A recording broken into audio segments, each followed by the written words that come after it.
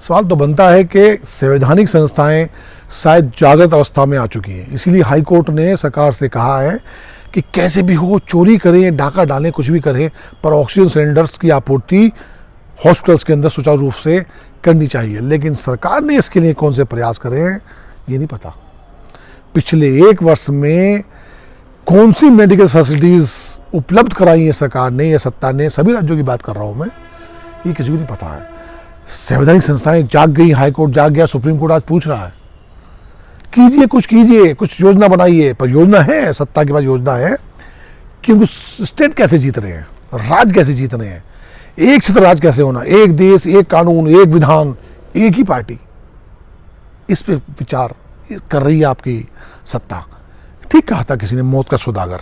लगता तो यही है, जिस प्रकार की शमशान की तरफ देश बढ़ता जा रहा है, जिस प्रकार से लाशें बिछ रही हैं, जिस प्रकार से लोग मर रहे हैं, तड़प रहे हैं, ट्रीटमेंट नहीं मिल रहा है, तो मौत का सौदागर तो की वाली जो कहानी थी वो तो साबित होती नजर आ रही है ना।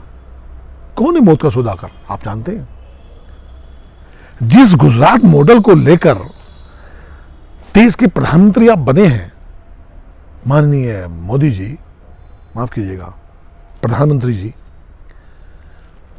उस मॉडल का क्या हुआ? बच्चियां मर रही छोटी छोटी, बाप के हाथ में 13 साल की बच्ची ने दम तोड़ दिया। कितना प्रेम करता है बाप बेटियों से ना, अपने बच्चों से, दम तोड़ दिया, उसको ट्रीटमेंट नहीं मिल पाया। बाप के सामने बेटा मर रहा है, बेटी मर रही है, बेटियों के सामने बाप मर रहे हैं, है ना, चिताएं जल रही हैं, ट्रीटमेंट नहीं मिल रहे हैं। ये आपके गुजरात में हो रहा है और अब वो पूरे देश में हो रहा है ना। यहीं से सवाल बनता है कि आपने पिछले 7 सालों में सिवाय भाषणबाजी के, जुमलेबाजी के किया क्या है, और हम आपसे क्यों ना पूछें, और क्यों हमको पूछना नहीं चाहिए। मैं समझता हूं कि 20-25 सालों से केंद्र में कोई सेंट्रल गवर्नमेंट के अंदर जो है कोई एक पार्टी की सरकार नहीं थी, कोalition गवर्नमेंट थी।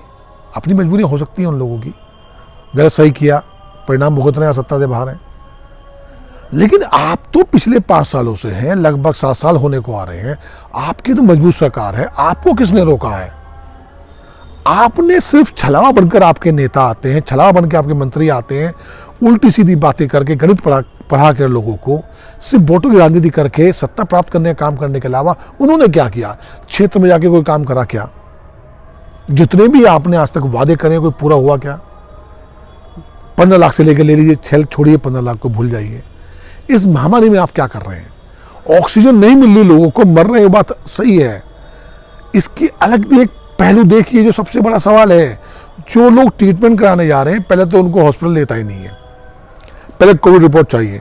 आप कोविड टेस्ट कराने गए तो उसकी रिपोर्ट 72 घंटे में आएगी, और 72 घंटे रिपोर्ट आ भी गई, अगर वो अपलोड नहीं हुई नेट पे तो आपको ट्रीटमेंट नहीं होगा।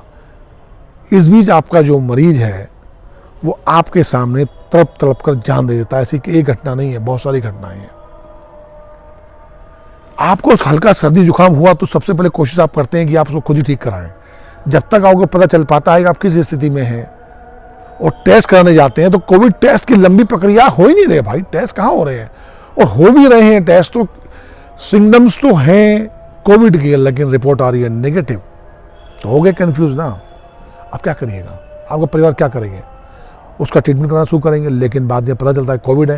लेकिन जब तक पता चलता है कोविड है, जब तक आपकी सांसें उखड़नी शुरू हो जाती हैं। मोदी जी, आपके परिवार तो है नहीं, शादी आपने करी या नहीं करी बराबर, बच्चे आपके हैं नहीं।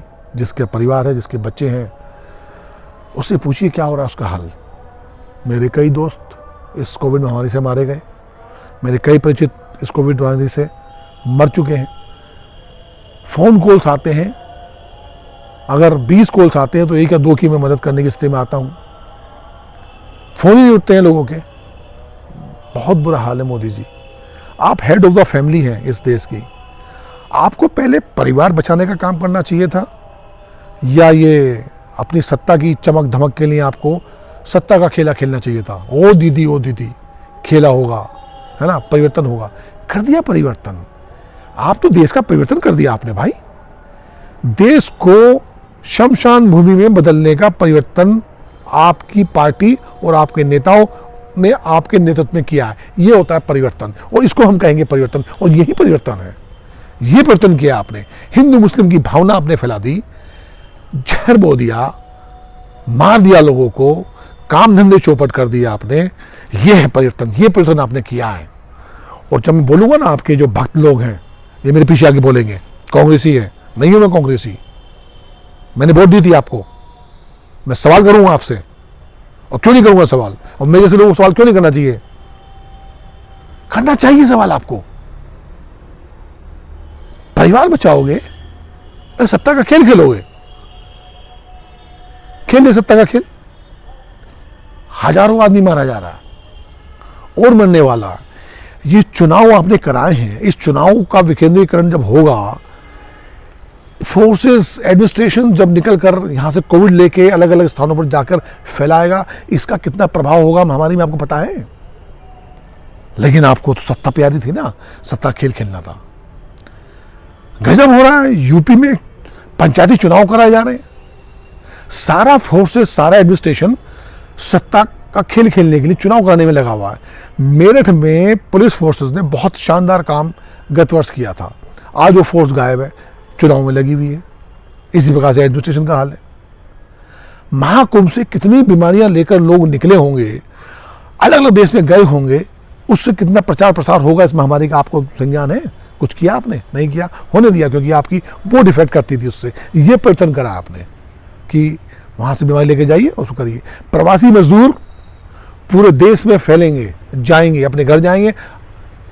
कौन कोविड पेशेंट है, कौन कैरियर है, किसी को पता है क्या? उनकी कोई व्यवस्था करी नहीं करी आपने। ये परिवर्तन किया आपने। परिवर्तन होगा, परिवर्तन होगा, लोगों को मारने का परिवर्तन होगा। लेकिन जब आपसे जनता पूछेगी ना,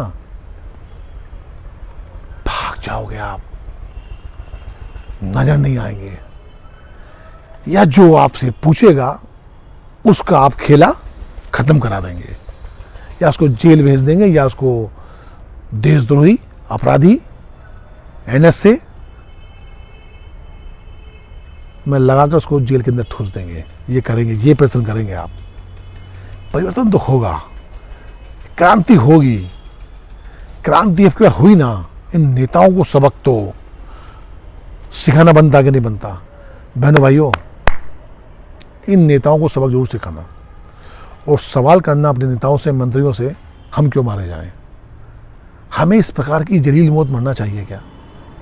आकस्मिक मौत हम मारे जा रहे हैं इस सरकार की व्यवस्था के कारण, दूरदर्शिता के कारण, ट्रंप अंकल के स्वागत के कारण, कोई व्यवस्था ना करने के कारण, कोई हॉस्पिटल निर्माण ना करने के कारण। यहीं से सवाल बनता है। खत्म कर दिए सब आपने, बचा लीजिए देश को, छोड़ दीजिए राजनीति, फिर हो जाएगी, फिर जीत जाओगे आप तो जादूगर हैं। महाठगबदारी का खेल दिखाइएगा, फिर जीत जाओगे। इमोशनल जनता है, फिर कार्ड खेलेगा हिंदू मुस्लिम का। अभी मथुरा काशी बाकी है। यहीं से सवाल बनता है। नमस्कार।